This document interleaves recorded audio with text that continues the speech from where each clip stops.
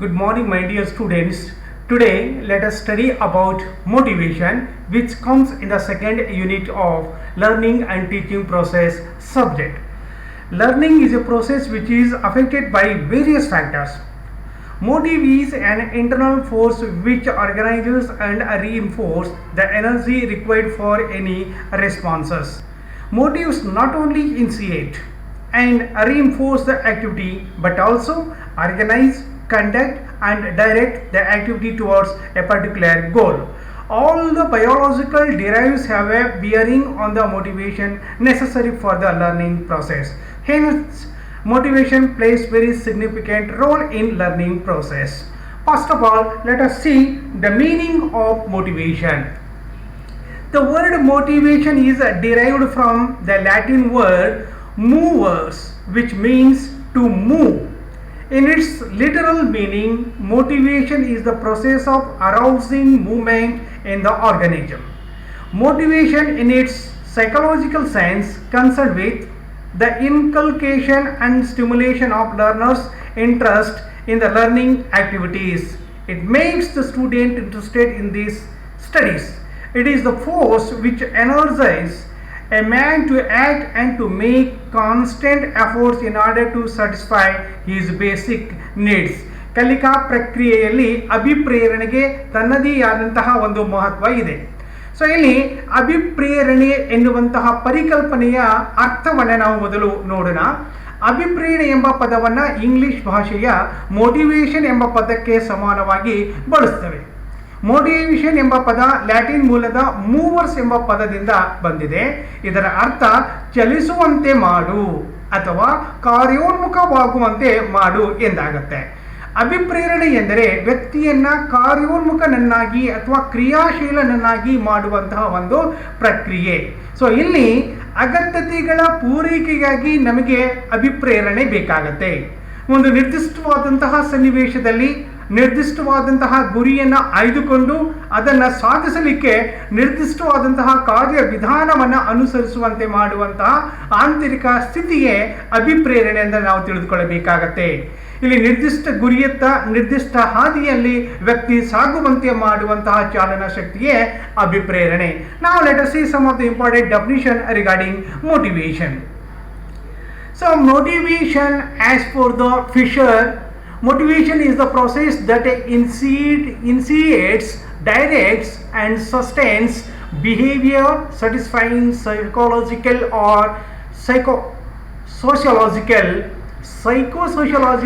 psychological needs. I repeat, motivation is the process that initiates, directs and sustains behavior satisfying sociological or psychological needs.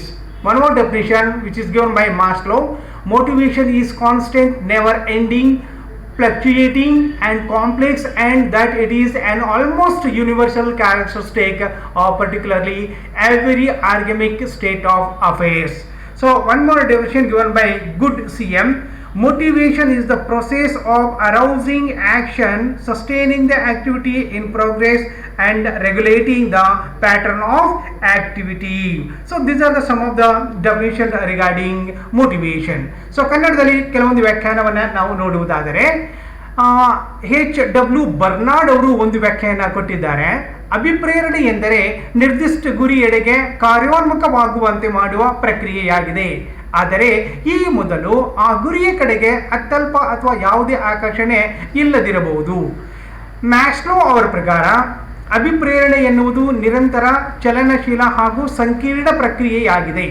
ಇದು ಪ್ರತಿಯೊಂದು ಜೀವಿಯಲ್ಲಿಯೂ ಕಂಡುಬರುವ ಒಂದು ಸಾಮಾನ್ಯವಾದ ಲಕ್ಷಣವಾಗಿದೆ. ಮತ್ತೊಂದು ವ್ಯಾಖ್ಯೆ ಸ್ಕಿನ್ನರ್ ಅವರು ನೀಡಿರುವಂಥದ್ದು, ಶಾಲಾ ಕಲಿಕೆಯಲ್ಲಿ ಅಭಿಪ್ರೇರಣೆಯು ಅಪೇಕ್ಷಿತ ವರ್ತನೆಯನ್ನು ಹುರಿದುಂಬಿಸುವ, ಪೋಷಿಸುವ ಮತ್ತು ನಿರ್ದೇಶಿಸುವ ಅಂಶಗಳನ್ನು ಇದು ಒಳಗೊಂಡಿರುತ್ತದೆ ಎಂಬುದನ್ನು ಸ್ಕಿನ್ನರ್ ಹೇಳ್ತಾರೆ. ಒಟ್ಟಿನಲ್ಲಿ ಅಭಿಪ್ರೇರಣೆ ಎನ್ನುವಂತಹ ಒಂದು ಪರಿಕಲ್ಪನೆ ಏನಿದೆಯಲ್ಲ, ಅದು ನಮ್ಮ ವರ್ತನೆಯನ್ನು ಹುರಿದುಂಬಿಸುವಂತಹ, ಪೋಷಿಸುವಂತಹ ಮತ್ತು ನಿರ್ದೇಶಿಸುವಂತಹ ಒಂದು ಸಂಕೀರ್ಣ ಆಂತರಿಕ ಪ್ರಕ್ರಿಯೆಗಳ ಸಂಯೋಜನೆಯಾಗಿದೆ. So these are the some of the definition regarding motivation. Let us see the functions of motivation. Motives energise and sustain behaviour. ಅಂದರೆ ಅಭಿಪ್ರೇರಣೆ ವ್ಯಕ್ತಿಯಲ್ಲಿ ಕ್ರಿಯೆಯಲ್ಲಿ ತೊಡಗುವಂತೆ ಮಾಡುತ್ತೆ ಮತ್ತು ಅದರ ವರ್ತನೆಯನ್ನ ನಿಯಂತ್ರಿಸುತ್ತದೆ ಎನ್ನುವುದನ್ನು ನಾವಿಲ್ಲಿ ನೋಡಬೇಕು. Which motives direct and regulate our behaviour. ಅಭಿಪ್ರೇರಣೆಯು ವ್ಯಕ್ತಿಯ ಕ್ರಿಯೆಯನ್ನ ಮತ್ತು ಚಟುವಟಿಕೆಗಳನ್ನ ನಿರ್ದೇಶಿಸುತ್ತದೆ ಮತ್ತು ಅದರಲ್ಲಿ ಆಸಕ್ತಿ ಉಳಿದುಕೊಳ್ಳುವಂತೆ ಮಾಡುತ್ತದೆ. Thirdly, motivation behaves is selective. Almost all ಗುರಿಯನ್ನು ತಲುಪುವವರೆಗೂ ಅವನ ಚಟುವಟಿಕೆಯಲ್ಲಿ ತೊಡಗಿದ್ದು ಮುಂದುವರಿತಾ ಇರ್ತಾರೆ. ಆದರೆ ಅವನ ಚಟುವಟಿಕೆಗಳು ಆಲ್ಮೋಸ್ಟ್ ಆಲ್ ಆಯ್ಕೆ ಆಧಾರಿತವಾಗಿರುತ್ತೆ. ಅಂದರೆ ಯಾವುದು ಸೂಕ್ತ ಯಾವುದು ಸೂಕ್ತ ಅಲ್ಲ ಎನ್ನುವುದನ್ನು ಅರಿತುಕೊಂಡು ಅಲ್ಲಿ ವ್ಯಕ್ತಿ ತನ್ನ ವರ್ತನೆಯನ್ನು ಸೂಕ್ತವಾದಂತಹ ರೀತಿಯಲ್ಲಿ ಸೂಕ್ತವಾದಂತಹ ಸನ್ನಿವೇಶದಲ್ಲಿ ಅಭಿವ್ಯಕ್ತಪಡಿಸುತ್ತಾನೆ. Then kinds of motivation. ಅಭಿಪ್ರೇರಣೆಯ ಪ್ರಕಾರಗಳು. ಸಾಮಾನ್ಯವಾಗಿ ಎರಡು ರೀತಿಯ ಅಭಿಪ್ರೇರಣೆಗಳನ್ನು ಗುರುತಿಸಲಾಗಿದೆ. ಅವುಗಳೆಂದರೆ ಆಂತರಿಕ ಮತ್ತು ಬಾಹ್ಯ ಅಭಿಪ್ರೇರಣೆ, ಇವೆರಡು. ಅದರ ಜೊತೆಗೆ ಇನ್ನೊಂದಿದೆ ಸಾಧನಾ ಅಭಿಪ್ರೇರಣೆ ಅಂತ. So usually we can find two types, that is intrinsic motivation or natural motivation. The second one is extrinsic or artificial motivation. Then another one is the achievement motivation. Totally we are having three types or three kinds of motivation. One is intrinsic motivation or natural motivation, secondly extrinsic or artificial motivation, and the third one is achievement motivation. So these are the three important kinds of motivation. Generally here we have to observe intrinsic motivation and extrinsic motivation. ಆಂತರಿಕ ಅಭಿಪ್ರೇರಣೆ ಮತ್ತು ಬಾಹ್ಯ ಅಭಿಪ್ರೇರಣೆ ಅಂದರೆ ಏನು ಎನ್ನುವುದನ್ನು ನಾವಿಲ್ಲಿ ಸೂಕ್ಷ್ಮವಾಗಿ ನೋಡಬೇಕಾಗುತ್ತೆ. So let us see difference between intrinsic and extrinsic motivation. So here usually an intrinsic motivation. Intrinsic motivation comes from within the individual, whereas extrinsic motivation lies in the outside environment. Secondly, intrinsic motivation leads to learning to be a person with self-identify or individuality, whereas extrinsic motivation leads to acquisition or learning of habits, associations and conditionings which is extrinsic to the learner. Thirdly, intrinsic motives changes people from within. The goal is towards self-actualization. Extrinsic motivates are concerned with the process rather than the goal. Fourthly, intrinsic motivation is self-perpetual, need not be reinforced periodically, whereas extrinsic learning must be continuously reinforced, otherwise it diminished to the point of extinction. Fifthly, the desire to perform an act is satisfying or pleasurable in intrinsic motivation. An activity is pursued as an rewarding. In extrinsic motivation, an activity is pursued to gain an external reward or to avoid an undesirable consequences. Then sixth one, intrinsic learning is emphasized by humanist theorists and cognitive, whereas extrinsic learning is emphasized by behaviorist theories. So these are the some of the difference between intrinsic motivation and extrinsic motivation. ಸೂಕ್ಷ್ಮವಾಗಿ ನಾವಿಲ್ಲಿ ಗಮನಿಸಬೇಕಾಗತ್ತೆ. ಆಂತರಿಕ ಅಭಿಪ್ರೇರಣೆ ಅಂದಾಗ ಇಲ್ಲಿ ಪ್ರೇರಣೆ ವ್ಯಕ್ತಿಯ ಒಳಗಿನಿಂದಲೇ ಹೊಮ್ಮುತ್ತದೆ. ವಿದ್ಯಾರ್ಥಿಯು ಆತ್ಮಸಂತೋಷಕ್ಕಾಗಿ ಒಂದು ಚಟುವಟಿಕೆಯಲ್ಲಿ ತೊಡಗಿಕೊಂಡಿರುತ್ತಾನೆ. ಚಟುವಟಿಕೆಯಲ್ಲಿ ತೊಡಗುವುದರ ಮೂಲಕವೇ ಆತನು ಸಂತೋಷವನ್ನು, ತೃಪ್ತಿಯನ್ನು, ಆನಂದವನ್ನು ಪಡೆದಾನೆ. ಇದು ಆಂತರಿಕ ಅಭಿಪ್ರೇರಣೆ. ಬಾಹ್ಯ ಅಭಿಪ್ರೇರಣೆಯನ್ನು ನೋಡಿದಾಗ ಇಲ್ಲಿ ಪ್ರೇರಣೆಯು ಜೀವಿಯ ದೇಹದ ಹೊರಗಡೆಯಿಂದ ಬರುತ್ತೆ. ತಾನು ತೊಡಗಿರುವಂತಹ ಚಟುವಟಿಕೆಗಳು ಲಾಭದಾಯಕವಾಗುವುದರಿಂದ ವ್ಯಕ್ತಿಯು ಆ ಚಟುವಟಿಕೆಗಳಲ್ಲಿ ತೊಡಗಿಕೊಳ್ಳುತ್ತಾನೆ. ದೊರಕುವ ಲಾಭವು ಪುರಸ್ಕಾರವಿರಬಹುದು ಅಥವಾ ವೃತ್ತಿಯೇ ಇರಬಹುದು ಅಥವಾ ಹೊಗಳಿಕೆಯೇ ಇರಬಹುದು. ಸೊ ಈ ಪ್ರಕಾರದ ಅಭಿಪ್ರೇರಣೆ ಬಾಹ್ಯ ಅಭಿಪ್ರೇರಣೆ ಅಂತ ಪರಿಗಣಿಸಲ್ಪಡುತ್ತೆ. ಈ ಎರಡೂ ರೀತಿಯ ಪ್ರೇರಣೆಗಳಲ್ಲಿ ಆಂತರಿಕ ಅಭಿಪ್ರೇರಣೆ ಕಲಿಯುವನಲ್ಲಿ ಅಂದರೆ ವಿದ್ಯಾರ್ಥಿಗಳಲ್ಲಿ ಪ್ರಚೋದನೆಯನ್ನು ನೀಡಿ ಉತ್ಸಾಹಭರಿತನನ್ನಾಗಿ ಮಾಡುವುದರ ಮೂಲಕ ಬೋಧನಾ ಕಲಿಕಾ ಪ್ರಕ್ರಿಯೆಯಲ್ಲಿ ಉತ್ತಮ ಫಲಿತಾಂಶವನ್ನು ತರಬಲ್ಲದು. ಸೊ ಇಲ್ಲಿ ತರಗತಿಗೆ ಕಲಿಕೆಗೆ ಸಂಬಂಧಪಟ್ಟಂತೆ ವಿದ್ಯಾರ್ಥಿಗಳನ್ನು ನಾವು ಅಂದರೆ ಶಿಕ್ಷಕರು ಅಂತಹ ಒಂದು ಪ್ರೇರಣೆ ಬರುವಂತೆ ಅಭಿಪ್ರೇರಣೆ ಮೂಡುವಂತೆ ನಾವು ಕ್ರಮವನ್ನು ಕೈಗೊಳ್ಳಬೇಕಾಗುತ್ತೆ, ವಿದ್ಯಾರ್ಥಿಗಳಿಗೆ ಪ್ರೋತ್ಸಾಹವನ್ನು ನೀಡಬೇಕಾಗುತ್ತೆ. ಹಾಗೆಯೇ ವಿದ್ಯಾರ್ಥಿಗಳನ್ನು ಪ್ರೇರೇಪಿಸಲು ನಾವು ಕೆಲವೊಮ್ಮೆ ಬಾಹ್ಯ ಪ್ರೇರಕಗಳನ್ನು ಕೂಡ ಬಳಸಬೇಕಾಗುತ್ತದೆ. ಶಿಕ್ಷಕ ಇಂತಹ ಬಾಹ್ಯ ಪ್ರೇರಕಗಳನ್ನು ಬಳಸಿಕೊಂಡು ಮಕ್ಕಳಲ್ಲಿ ಕಲಿಕೆಗೆ ಪ್ರೇರಣೆಯನ್ನು ಉಂಟು ಮಾಡಬಹುದು. ಸೊ ಈ ಪ್ರಕಾರವಾಗಿ ನಾವು ವಿದ್ಯಾರ್ಥಿಗಳಲ್ಲಿ ಪ್ರೇರಣೆಯನ್ನು ಬೆಳೆಸಲಿಕ್ಕೆ ಸಾಧ್ಯತೆ ಇದೆ. ಹಾಗೆ here let us see some of the strategies of motivating learners. ವಿದ್ಯಾರ್ಥಿಗಳನ್ನು ಅಂದರೆ ಮಕ್ಕಳನ್ನು ಅಭಿಪ್ರೇರಣೆಯನ್ನು ಬೆಳೆಸಲಿಕ್ಕೆ ಅಥವಾ ತರಗತಿಯ ಮಕ್ಕಳಲ್ಲಿ ಅಭಿಪ್ರೇರಣೆಯನ್ನು ಉಂಟು ಮಾಡಲು ಕೆಲವೊಂದು ತಂತ್ರಗಳನ್ನು ವಿಧಾನಗಳನ್ನು ನಾವು ಬಳಸಬೇಕಾಗತ್ತೆ. ಹಾಗಾದರೆ ಯಾವ ತಂತ್ರಗಳನ್ನು ವಿಧಾನಗಳನ್ನು ನಾವು ಬಳಸಿ ವಿದ್ಯಾರ್ಥಿಗಳಲ್ಲಿ ಅಭಿಪ್ರೇರಣೆಯನ್ನು ಉಂಟು ಮಾಡಬಹುದು? So some of the strategies are use of rewards and punishment, secondly use of praise and blame, success and failure, knowledge of results, competition and cooperation, level of aspiration, ego involvement, provide real life and symbolic models. So these are the some of the important strategies of motivating learners. So ಇದರ ವಿವರವನ್ನು ಸಂಪೂರ್ಣವಾಗಿ ಪಠ್ಯಪುಸ್ತಕದಲ್ಲಿ ವಿದ್ಯಾರ್ಥಿಗಳು ನೀವೆಲ್ಲ ನೋಡಿ ಅದನ್ನು ತಿಳಿದುಕೊಳ್ಳಬೇಕಾಗುತ್ತೆ. ವಿವರವಾಗಿ ಅದನ್ನು ಅಧ್ಯಯನ ಮಾಡಿ ಓದ್ಕೊಳ್ಳಿ. ಸೊ ಪ್ರತಿಯೊಂದು ಸ್ಟ್ರಾಟಜೀಸ್ ಅಥವಾ ವಿಧಾನಗಳ ಬಗೆಗೆ ಸಂಪೂರ್ಣದ ಮಾಹಿತಿಯನ್ನು ನೀವು ಪಡೆದುಕೊಳ್ಳಬೇಕಾಗತ್ತೆ. ಸೊ ಇದಾದ ನಂತರ ಇಲ್ಲಿ ಪ್ರಮುಖವಾಗಿ ಯಾವುದೇ ಒಬ್ಬ ವಿದ್ಯಾರ್ಥಿ ತನ್ನ ಒಂದು ಗುರಿಯನ್ನು ಮುಟ್ಟಬೇಕಾದ್ರೆ ತನ್ನ ಪ್ರಯತ್ನದ ಜೊತೆಗೆ ಶಿಕ್ಷಕರ ಒಂದು ಪಾತ್ರವು ಕೂಡ ಬಹಳ ಪ್ರಮುಖವಾಗಿರುತ್ತೆ. ಶಿಕ್ಷಕ ಆ ಎಲ್ಲ ಅಂಶಗಳನ್ನು ಗಮನದಲ್ಲಿ ಇಟ್ಟುಕೊಂಡು ವಿದ್ಯಾರ್ಥಿಗಳಿಗೆ ಪ್ರೇರಣೆಯನ್ನು ನೀಡಬೇಕಾಗತ್ತೆ. So in addition to the above mention techniques or strategies, the place of the teacher is very very important. His method of teaching, warmth and his techniques of handling classroom problems play an important role in the process of motivation in classroom teaching. Then what is the role of the teacher here? Provide learning experience. ಕಲಿಕೆಯ ಅನುಭವಗಳನ್ನು ವಿದ್ಯಾರ್ಥಿಗಳಿಗೆ ಒದಗಿಸಿಕೊಡುವಂಥದ್ದು. Clarification of aims and objectives, ಗುರಿ ಮತ್ತು ಉದ್ದೇಶಗಳನ್ನು ಸ್ಪಷ್ಟೀಕರಣ ಮಾಡುವಂಥದ್ದು. Providing pleasing environment, ಆಹ್ಲಾದಕರವಾದಂತಹ ಕಲಿಕಾ ವಾತಾವರಣವನ್ನು ನಿರ್ಮಾಣ ಮಾಡುವಂಥದ್ದು. ಡೆವಲಪಿಂಗ್ ಹೆಲ್ತಿ ಕಾಂಪಿಟೇಷನ್, ಆರೋಗ್ಯಕರವಾದಂತಹ ಸ್ಪರ್ಧೆಯನ್ನು ಬೆಳೆಸುವಂಥದ್ದು. ಡೆವಲಪಿಂಗ್ ಮ್ಯೂಚುವಲ್ ಕೋಆಪರೇಷನ್, ಪರಸ್ಪರ ಸಹಕಾರ ಮನೋಭಾವನೆಯನ್ನು ವಿದ್ಯಾರ್ಥಿಗಳಲ್ಲಿ ಬೆಳೆಸುವುದು. ಎನ್ಕರೇಜಿಂಗ್ ಸ್ಟೂಡೆಂಟ್ಸ್, ವಿದ್ಯಾರ್ಥಿಗಳಿಗೆ ಪ್ರೋತ್ಸಾಹವನ್ನು ನೀಡುವುದು. ಯೂಸಿಂಗ್ ರೀಇನ್ಫೋರ್ಸ್ಮೆಂಟ್ ಅಂದರೆ ವಿದ್ಯಾರ್ಥಿಗಳು ಪ್ರೇರಣೆಗೆ ಒಳಗಾಗುವಂತೆ ಇಲ್ಲಿ ಅವರಿಗೆ ರೀಇನ್ಫೋರ್ಸ್ ಅನ್ನು ನೀಡುವಂಥದ್ದು. Being ideal and moral, so ideal moral ಬಗ್ಗೆ ವಿದ್ಯಾರ್ಥಿಗಳಿಗೆ ಹೇಳುವುದರ ಜೊತೆಗೆ ತಾನೂ ಕೂಡ ಆದರ್ಶಮಯವಾದಂತಹ ರೀತಿಯಲ್ಲಿ ಮೌಲ್ಯಾಧಾರಿತವಾದಂತಹ ರೀತಿಯಲ್ಲಿ ಇರುವಂಥದ್ದು. Using innovative teaching methods, so ಇಲ್ಲಿ ಹೊಸ ನಾವಿನ್ಯ ಭರಿತವಾದಂತಹ ಬೋಧನಾ ವಿಧಾನಗಳನ್ನು ಬಳಸುವುದು.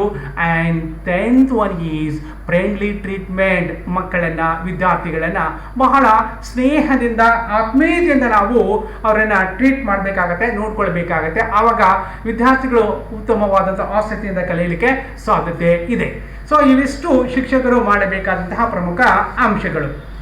ದೆನ್ ಅಭಿಪ್ರೇರಣೆ ಬಗ್ಗೆ ನಾವು ಮಾತನಾಡಬೇಕಾದ್ರೆ ಅಭಿಪ್ರೇರಣೆ ಬಗೆಗೆ ಒಂದು ಬಹಳ ಪ್ರಮುಖವಾದಂತಹ ಸಿದ್ಧಾಂತವನ್ನು ನಾವು ನೋಡಬೇಕಾಗತ್ತೆ. ಆ ಸಿದ್ಧಾಂತವನ್ನು ಅಭಿವೃದ್ಧಿಪಡಿಸಿದಂಥವರು ಮ್ಯಾಸ್ಲೋ, ಅಬ್ರಹಂ ಮ್ಯಾಸ್ಲೋ ಅಂತ. ಹಾಗಾಗಿ ಇದನ್ನು ನಾವು Maslow's theory of motivation or Maslow's hierarchy of needs ಎನ್ನುವಂಥ ರೀತಿಯಲ್ಲಿ ಕರಿತೀವಿ. So Maslow's theory of motivation shows the Maslow's hierarchy of needs. ಪ್ರತಿಯೊಬ್ಬ ವಿದ್ಯಾರ್ಥಿ ಅಥವಾ ವ್ಯಕ್ತಿ ಅನೇಕ ಅಗತ್ಯತೆಗಳನ್ನು ಹೊಂದಿರ್ತಾನೆ. ಆ ಅಗತ್ಯತೆಗಳು ಒಂದು ರೀತಿ ಶ್ರೇಣಿಯ ರೂಪದಲ್ಲಿ ರೂಪುಗೊಂಡಿರುತ್ತೆ. ಸೊ ಆ ಹಂತದಲ್ಲಿ ಪ್ರತಿಯೊಂದು ಹಂತದಲ್ಲಿಯೂ ಕೂಡ ತನ್ನ ಅಗತ್ಯತೆಗಳನ್ನು ಈಡೇರಿಸಿಕೊಳ್ಳಲಿಕ್ಕೆ ವ್ಯಕ್ತಿ ಅಥವಾ ವಿದ್ಯಾರ್ಥಿ ಪ್ರಯತ್ನವನ್ನು ಮಾಡ್ತಾನೆ. ಸೊ ಮಾಸ್ಲೋರವರ ಅಭಿಪ್ರೇರಣಾ ಸಿದ್ಧಾಂತ ಇದರ ಒಂದು ಸಂಕ್ಷಿಪ್ತವಾಗಿ ನಿಮಗೆ ತಿಳಿಸಿಕೊಡುವುದಾದರೆ, ಅಬ್ರಹಂ ಮ್ಯಾಸ್ಲೋ ಒಬ್ಬ ಮಾನವತಾ ಮನೋವಿಜ್ಞಾನಿ. ಮಾನವನ ಪ್ರೇರಣೆಗಳು ಅಥವಾ ಅಗತ್ಯತೆಗಳನ್ನು ಶ್ರೇಣೀಕೃತವಾಗಿ ಜೋಡಿಸುವ ಮೂಲಕ ಆತ ಈ ಒಂದು ಸಿದ್ಧಾಂತವನ್ನು ವಿವರಿಸಿದ್ದಾನೆ. ಶ್ರೇಣೀಕೃತವಾದಂತಹ ವರ್ಗೀಕರಣದಲ್ಲಿ ಕೊರತೆಯ ಅಥವಾ ಬೆಳವಣಿಗೆಯ ಅಗತ್ಯತೆಗಳನ್ನು ನಾವು ಕಾಣ್ತೀವಿ. ಈ ಶ್ರೇಣೀಕೃತ ವರ್ಗೀಕರಣದಲ್ಲಿ ವಿವಿಧ ಮಟ್ಟದಲ್ಲಿ ಏರಿಕೆಯ ಕ್ರಮದಲ್ಲಿ ಅಗತ್ಯತೆಗಳನ್ನು ಜೋಡಿಸಲಾಗುತ್ತೆ. ಆದರೆ ಶ್ರೇಣೀಕೃತವಾದಂತಹ ವರ್ಗೀಕರಣದಲ್ಲಿ ವ್ಯಕ್ತಿಯ ಸ್ಥಾನವನ್ನು ಕೊರತೆಯ ಆಧಾರದ ವರ್ತನೆ ಅಥವಾ ಬೆಳವಣಿಗೆ ಆಧಾರಿತ ವರ್ತನೆ ಎಂದು ನಿರ್ಧರಿಸಲಾಗುತ್ತೆ. ಸೊ ಕೊರತೆಯ ಆಧಾರದ ಹಂತದಲ್ಲಿ ಕಂಡುಬರುವ ವ್ಯಕ್ತಿ ಮೂಲ ಅಗತ್ಯತೆಗಳನ್ನು ತೃಪ್ತಿಗೊಂಡಿರುವುದಿಲ್ಲ ಅಥವಾ ಪೂರೈಕೆಯಾಗಿರುವುದಿಲ್ಲ. ಆ ವ್ಯಕ್ತಿ ತೃಪ್ತಿ ಸಾಧಿಸುವ ಕಡೆಗೆ ಸಾಗುವ ಮೂಲಕ ಕೊರತೆಗಳನ್ನು ನೀಗಿಸಿಕೊಳ್ಳಲಿಕ್ಕೆ ಪ್ರಯತ್ನವನ್ನು ಮಾಡ್ತಾನೆ. ಬೆಳವಣಿಗೆ ಆಧಾರಿತ ವರ್ತನೆಯ ವ್ಯಕ್ತಿಯ ಮೂಲ ಅಗತ್ಯತೆಗಳು ಪೂರೈಕೆಯಾಗಿರುತ್ತವೆ ಮತ್ತು ಅವನು ಆತ್ಮ ವಾಸ್ತವೀಕರಣದ ಕಡೆಗೆ ಸಾಗಲು ಪ್ರೇರೇಪಿತರಾಗುತ್ತಾನೆ. So in Maslow's theory almost all this kind of hierarchy we can observe ಹಿಯರ್. This is known as Maslow's theory of motivation. Abraham Maslow, a humanistic psychologist, basically, he explained human motives or needs of arranging them in a hierarchy. The hierarchy includes deficiency as well as growth needs. The hierarchy has different levels arranged in an ascending order. However, an individual stand in this hierarchy is determined by either deficiency oriented or growth oriented behavior. The person who is deficiency oriented is one whose basic needs have not yet been satisfied and who is oriented towards achieving satisfaction and eliminating deficiency. The person who is growth oriented is the person whose basic needs have been satisfied and who is motivating towards self satisfaction. So ಈ ಪ್ರಕಾರವಾಗಿ ಒಂದು Maslow ಅವರ ಸಿದ್ಧಾಂತ ನಮಗೆ ಸಂಕ್ಷಿಪ್ತವಾದಂತಹ ರೀತಿಯಲ್ಲಿ ವ್ಯಕ್ತಿಯ ಅಗತ್ಯತೆಗಳ ಬಗ್ಗೆ ಮಾಹಿತಿಯನ್ನು ನೀಡುತ್ತೆ. ಸೊ ಇಲ್ಲಿ ಮಾಸ್ಲೋ ಅವರ ಅಗತ್ಯತೆಗಳ ವರ್ಗೀಕೃತ ಶ್ರೇಣಿಯಲ್ಲಿ ಪ್ರಮುಖವಾಗಿ 3 ಅಗತ್ಯತೆಗಳನ್ನು ನಾವು ನೋಡ್ತೀವಿ. ಮೂಲ ಅಗತ್ಯತೆಗಳು, ಮಾನಸಿಕ ಅಗತ್ಯತೆಗಳು ಮತ್ತು ಆತ್ಮ ಸಾಕ್ಷಾತ್ಕಾರದ ಅಗತ್ಯತೆಗಳು ಅಂತ. Basic needs, psychological needs and self fulfilment needs. So ಇವುಗಳನ್ನು ನಾವು ಹಂತ ಹಂತವಾಗಿ ನಾವು ನೋಡುವುದಾದರೆ, the physiological needs, they are needs for food, water, rest, sexual expression, release from tension. Then safety needs for security, comfort, tranquility, freedom from fear. Then need to belong, to affiliate, to love and be loved. Love and belongingness needs, these are the basic needs. When we come to the psychological needs, they are aesthetic needs like needs for order and beauty, cognitive needs for knowledge, understanding, novelty, and esteem needs. They are needs for confidence, sense of worth and competence, self-esteem and respect for others. Then coming to the third one, self-fulfillment needs. So here self-actualization needs to fulfill potential, have meaningful goals. So like this, the needs of an individual is oriented as per the Maslow's theory. So ಇಲ್ಲಿ ಪ್ರಮುಖವಾಗಿ Maslow ಅವರ ಅಗತ್ಯತೆಗಳ ವರ್ಗೀಕರಣ ಶ್ರೇಣಿಯಲ್ಲಿ ಈ ಸಿದ್ಧಾಂತದಲ್ಲಿ ನಾವು ಗಮನಿಸಬೇಕಾದಂಥ ಅಂಶಗಳು ಏನು ಅಂದರೆ, ಮೊದಲ ಹಂತದಲ್ಲಿ ಶಾರೀರಿಕ ಅಗತ್ಯತೆಗಳನ್ನು ನಾವು ಕಾಣ್ತೀವಿ. ಅವುಗಳು ಮಾನವನ ಪ್ರೇರಣೆಯ ಮೂಲ ಅಂಶಗಳು. ಈ ಅಗತ್ಯತೆಗಳು ಹಸಿವು ಆಗಿರ್ಬೋದು, ಬಾಯಾರಿಕೆ ಆಗಿರ್ಬೋದು, ನಿದ್ರೆ ಇತ್ಯಾದಿ ಜೀವಿಯ ನಿರ್ವಹಣೆಗೆ ಅಗತ್ಯವಾದಂಥವುಗಳು. ಈ ಹಂತದ ಅಗತ್ಯತೆಗಳು ಪೂರೈಕೆಯಾದ ತಕ್ಷಣ ಎರಡನೇ ಹಂತದ ಅಗತ್ಯತೆಗಳು ಗೋಚರಿಸುತ್ತವೆ ಮತ್ತು ಪ್ರಾಮುಖ್ಯತೆಯನ್ನು ಪಡೆದವು. ಎರಡನೇ ಹಂತದ ಅಗತ್ಯತೆಗಳು ಭದ್ರತೆಯ ಅಗತ್ಯತೆ, ರಕ್ಷಣೆ ಹಾಗೂ ಅಪಾಯದಿಂದ ಮುಕ್ತಿ ಹೊಂದುವುಗಳನ್ನು ಅದು ಹೊಂದಿದೆ. ಈ ಭಾವನೆಗಳು ವ್ಯಕ್ತಿ ಸ್ಥಿರ ಅಥವಾ ಭದ್ರತೆಯ ವಾತಾವರಣ ಹೊಂದಲು ನೆರವಾಗುತ್ತೆ. ಇವುಗಳು ಪೂರೈಕೆಯಾದ ನಂತರ ಮೂರನೇ ಹಂತದ ಅಗತ್ಯತೆಗಳು ಗೋಚರಿಸುತ್ತವೆ. ಅವುಗಳೆಂದರೆ ಪ್ರೀತಿ ಮತ್ತು ವಿಶ್ವಾಸದ ಅಗತ್ಯತೆಗಳು. ಈ ಅಗತ್ಯತೆಗಳು ವ್ಯಕ್ತಿಯನ್ನ, ಸ್ನೇಹಿತರನ್ನ, ಜೊತೆಗಾರರನ್ನ, ಕುಟುಂಬವನ್ನ ಮತ್ತು ವಿವಿಧ ಗುಂಪುಗಳೊಂದಿಗೆ ಗುರುತಿಸಿಕೊಳ್ಳಲು ಪ್ರೇರಣೆ ನೀಡುತ್ತೆ. ಸೊ ಇವುಗಳು ಪೂರೈಕೆಯಾದ ನಂತರ ಗಣ್ಯತೆಯ ಅಗತ್ಯತೆಗಳು ಉಗಮವಾಗುತ್ತವೆ. ಇವುಗಳು ಗೌರವದ ಅಪೇಕ್ಷೆ, ಆತ್ಮವಿಶ್ವಾಸ ಮತ್ತು ಇತರರಿಂದ ಹೊಗಳಿಕೆಯನ್ನು ಪಡೆಯುವಂತಹ ಬಯಸ್ತಾರೆ. ಪ್ರತಿಯೊಬ್ಬರು ಕೂಡ ಹೊಗಳಿಕೆಯನ್ನು ಪಡೆಯುವಂತಹ ಒಂದು ನಿರೀಕ್ಷೆಯನ್ನು, ಆಸೆಯನ್ನು ಇಟ್ಟಿರ್ತಾರೆ. ನಂತರದ ಅಗತ್ಯತೆಗಳು ಬೌದ್ಧಿಕ ಅಗತ್ಯತೆಗಳು. ಇವುಗಳು ಜ್ಞಾನ, ತಿಳುವಳಿಕೆ ಮತ್ತು ನಾವೀನ್ಯತೆಯ ಅಗತ್ಯತೆಗಳನ್ನು ಒಳಗೊಳ್ಳುತ್ತವೆ. ನಂತರ ಸೌಂದರ್ಯಾತ್ಮಕ ಅಗತ್ಯತೆಗಳನ್ನು ಕಾಣ್ತೀವಿ. ಕ್ರಮಬದ್ಧತೆಯ ಅಪೇಕ್ಷೆ ಮತ್ತು ಸೌಂದರ್ಯವನ್ನು ಕಾಣ್ತೀವಿ. ಇಲ್ಲಿ ಈ ಅಗತ್ಯತೆಗಳಿಂದ ತೃಪ್ತರಾದ ನಂತರ ವ್ಯಕ್ತಿಗಳು ಆತ್ಮ ವಾಸ್ತವೀಕರಣದೆಡೆಗೆ ಸಾಗ್ತಾರೆ. ಈ ಉನ್ನತ ಹಂತದಲ್ಲಿ ವ್ಯಕ್ತಿ ತನ್ನ ವೈಯಕ್ತಿಕ ಸಾಮರ್ಥ್ಯಗಳನ್ನು ಬಳಸಿಕೊಳ್ತಾನೆ. ಆತ್ಮ ವಾಸ್ತವೀಕರಣ ಹೊಂದಿದ ವ್ಯಕ್ತಿ ಸ್ವಯಂ ಅರಿವುಳ್ಳವರು, ಸಾಮಾಜಿಕ ಜವಾಬ್ದಾರಿಯುಳ್ಳವರು, ಸೃಜನಶೀಲರು ಹಾಗೂ ನಾವೀನ್ಯತೆ ಹಾಗೂ ಬದಲಾವಣೆಗೆ ತೆರೆದುಕೊಂಡಂತಹ ವ್ಯಕ್ತಿಗಳಾಗಿರ್ತಾರೆ. ಇವರು ಹಾಸ್ಯ ಪ್ರವೃತ್ತಿಯುಳ್ಳವರು ಮತ್ತು ಉತ್ತಮ ಆಳವಾದಂತಹ ಅಂತರ್ ಸಂಬಂಧ ಹೊಂದಿದವರು ಆಗಿರ್ತಾರೆ. ಸೊ ವರ್ಗೀಕೃತ ಶ್ರೇಣಿಯ ಕೆಳ ಹಂತದ ಅಗತ್ಯತೆಗಳು ಅವು ಪೂರೈಕೆಯಾಗುವವರೆಗೆ ಅಥವಾ ತೃಪ್ತಿಯಾಗುವವರೆಗೆ ಮೇಲುಗೈ ಸಾಧಿಸುತ್ತವೆ. ತದನಂತರ ಮಾಸ್ಲೋ ಅವರು ಈ ಅಗತ್ಯತೆಗಳನ್ನು ಶಕ್ತಿಶಾಲಿಯಾದವುಗಳು ಎಂದು ಗುರುತಿಸ್ತಾರೆ. ಈ ಅಗತ್ಯತೆಗಳು ಪೂರೈಕೆಯಾದ ತಕ್ಷಣ ಉನ್ನತ ಶ್ರೇಣಿಯ ಅಗತ್ಯತೆಗಳು ವ್ಯಕ್ತಿಯ ಅವಧಾನ ಮತ್ತು ಪ್ರಯತ್ನವನ್ನು ಪಡೆಯುತ್ತವೆ. ಸೊ ಆತ್ಮ ವಾಸ್ತವೀಕರಣ ವ್ಯಕ್ತಿಯ ಪರಿಪೂರ್ಣವಾದಂತಹ ಬೆಳವಣಿಗೆಯನ್ನು ಸೂಚಿಸುತ್ತೆ. ಸೊ ಉನ್ನತ ಹಂತಕ್ಕೆ ಸಾಗುವುದು ಅವನ ಆಧ್ಯಾತ್ಮಿಕ ಅಗತ್ಯತೆಗಳನ್ನು ಒಳಗೊಂಡಿರುತ್ತೆ. ಈ ಪ್ರಕಾರವಾಗಿ ಮ್ಯಾಸ್ಲೋ ತಮ್ಮ ಸಿದ್ಧಾಂತದ ಮೂಲಕ ಈ ಶ್ರೇಣೀಕೃತ ವರ್ಗೀಕರಣದಲ್ಲಿ ಇರುವಂತಹ ಪ್ರಮುಖ ಅಗತ್ಯತೆಗಳು ಅಂದರೆ ಮೂಲ ಅಗತ್ಯತೆಗಳು, ಮಾನಸಿಕ ಅಗತ್ಯತೆಗಳು, ಆತ್ಮ ಸಾಕ್ಷಾತ್ಕಾರದ ಅಗತ್ಯತೆಗಳು ಹೀಗೆ ತಮ್ಮದೇ ಆದಂತಹ ಒಂದು ಶ್ರೇಣಿಯಲ್ಲಿ ಅವುಗಳ ಹೇಗೆ ತೃಪ್ತಿ ಆಗುತ್ತವೆ, ಪೂರೈಕೆಯಾಗಲ್ಪಡುತ್ತವೆ ಎನ್ನುವುದನ್ನು ಬಹಳ ಸ್ಪಷ್ಟವಾಗಿ ವಿವರಣೆಯನ್ನು ಕೊಡ್ತೇನೆ. ಒಟ್ಟಿನಲ್ಲಿ ಈ ಎಲ್ಲ ಅಂಶಗಳನ್ನು ಗಮನದಲ್ಲಿಟ್ಟುಕೊಂಡು ಶಿಕ್ಷಕ ಇಲ್ಲಿ ಬಹಳ ಪ್ರಮುಖವಾದಂತಹ ಪಾತ್ರವನ್ನು ವಹಿಸಬೇಕಾಗತ್ತೆ. ಸೊ ಅವನ ಬೋಧನಾ ವಿಧಾನ, ಮಕ್ಕಳಿಗೆ ತೋರುವಂತಹ ಪ್ರೀತಿ ವಿಶ್ವಾಸ, ಅವನ ತರಗತಿಯಲ್ಲಿ ಮಕ್ಕಳ ಸಮಸ್ಯೆಗಳನ್ನು ಪರಿಹರಿಸಲಿಕ್ಕೆ ಬಳಸುವಂತಹ ತಂತ್ರಗಳು ಇವೆಲ್ಲವೂ ಕೂಡ ವಿದ್ಯಾರ್ಥಿಗಳನ್ನು ಕಲಿಕೆಗೆ ಪ್ರೇರೇಪಿಸುವಲ್ಲಿ ಹೆಚ್ಚಿನ ಪ್ರಭಾವವನ್ನು ಬೀರುತ್ತವೆ. ಸೊ ಅಭಿಪ್ರೇರಣೆ ಬಗೆಗೆ ಸಂಕ್ಷಿಪ್ತವಾದಂತಹ ಕೆಲವೊಂದು ಹೈಲೈಟ್ಸ್ಗಳನ್ನು ನಾನು ನಿಮಗೆ ಹೇಳಿದ್ದೇನೆ. ಇನ್ನು ಹೆಚ್ಚು ಅಂಶಗಳನ್ನು ಪಠ್ಯಪುಸ್ತಕವನ್ನು ನೋಡುವುದರ ಮೂಲಕ ಅದರಲ್ಲಿ ಎಲ್ಲ ವಿವರವನ್ನು ನೀಡಲಾಗಿದೆ. ನಾವಿಲ್ಲಿ ಒಂದು ಸಣ್ಣ ಪ್ರಯತ್ನವನ್ನು ಮಾತ್ರ ಮಾಡಿದ್ದೀವಿ.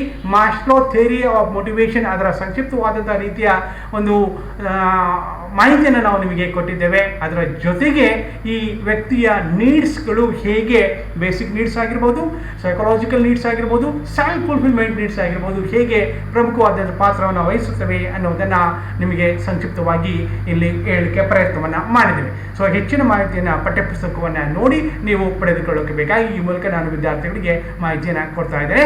ಧನ್ಯವಾದಗಳು.